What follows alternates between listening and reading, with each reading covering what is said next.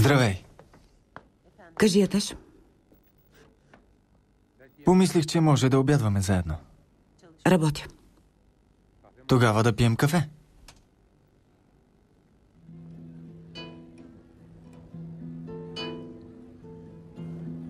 Атеш, изобщо не съм наясно какво става.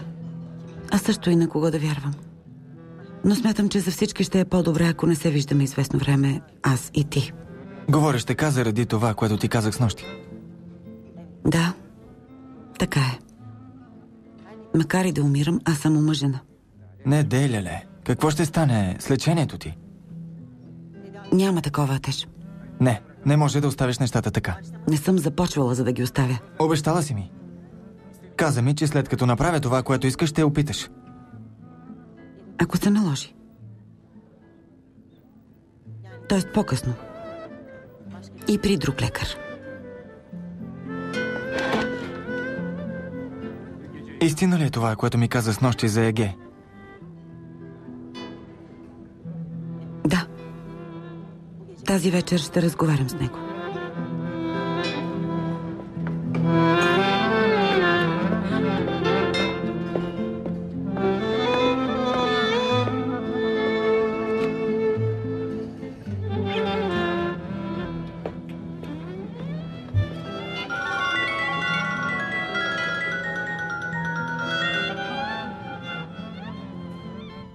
Кажи, Еге.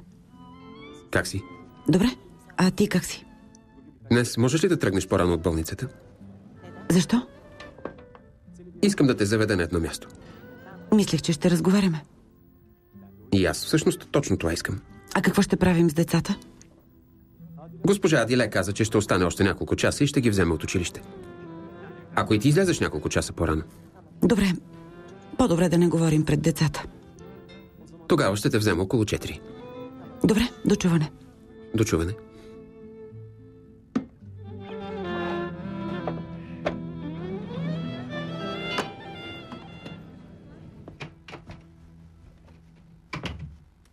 Шейда! Шейда! Шейда, къде си? Открих, дъще, открих. Какво? Открих дома й, даже повече. Утре ще ходим на гости. Майко, за какви гости говориш ти? Седни тук, седни. Срещнах майката на онази жена. Проследих я и научих къде е къщата й. А после? Чух в Плод Зеленчука, че утре е бил денят за гости. Ние какво ще правим? Ама че си. Така ще направим, че и ние да бъдем поканени. Да види как се правят мръсоти. Ще превземем крепостта отвътре.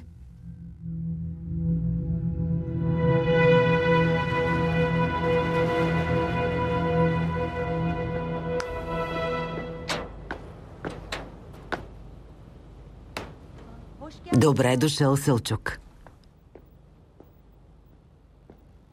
Защо изглеждаш така? По-добре не питай. Не питай. Говори ли с адвоката?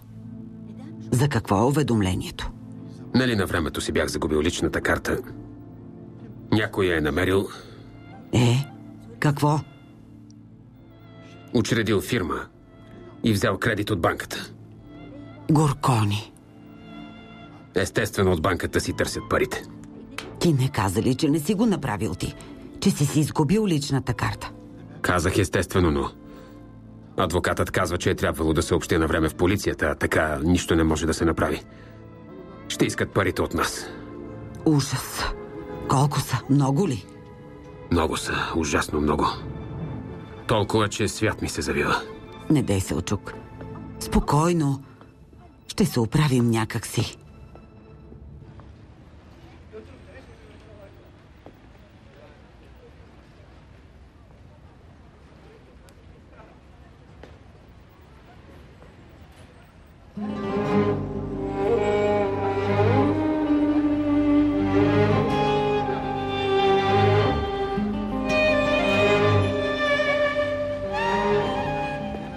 Какво стана? Оправихте ли се? Не, нищо ново под слънцето. Хайде, тръгвам.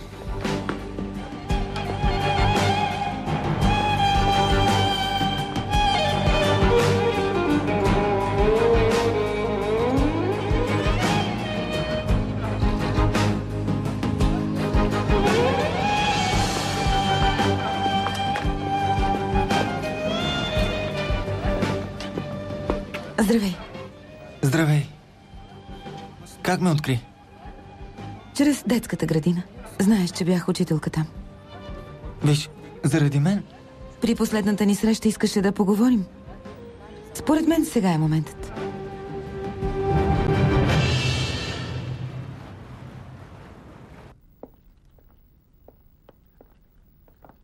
Еге, защо ме накара да си затворя очите? Какво правиш? Малко остава. Сега ще разбереш. Като казах да говорим, имах предвид сериозен разговор. Не исках да си играем. Аз също не искам. Това ще бъде сериозен разговор.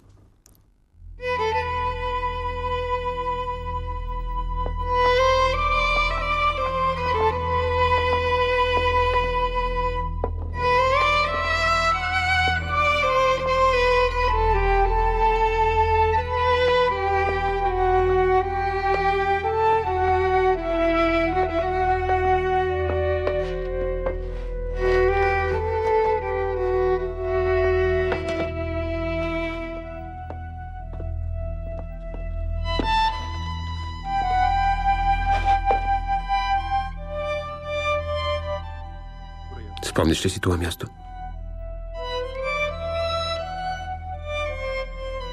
Тук ми предложи да се оженим.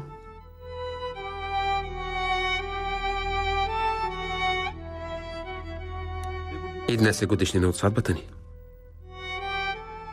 Боже мой, аз... Моля те. Прекарахме заедно точно 7 години. Ти ми дари целия си живот, цялата си любов. И 2 прекрасни деца. Моля те, замълчи. Не бих сменил това за нищо на света. Дори за живота си. Затова няма да се предам.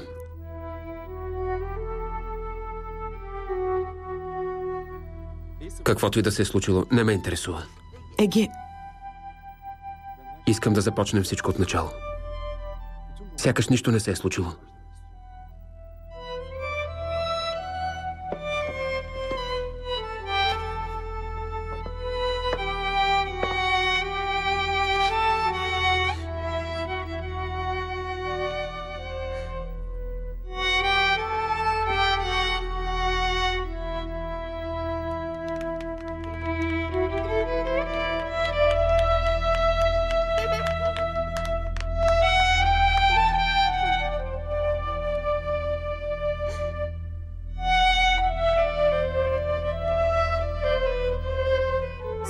Макар и символично.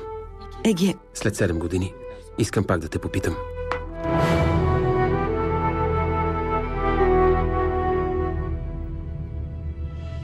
Омъжи се за мен. искам развод.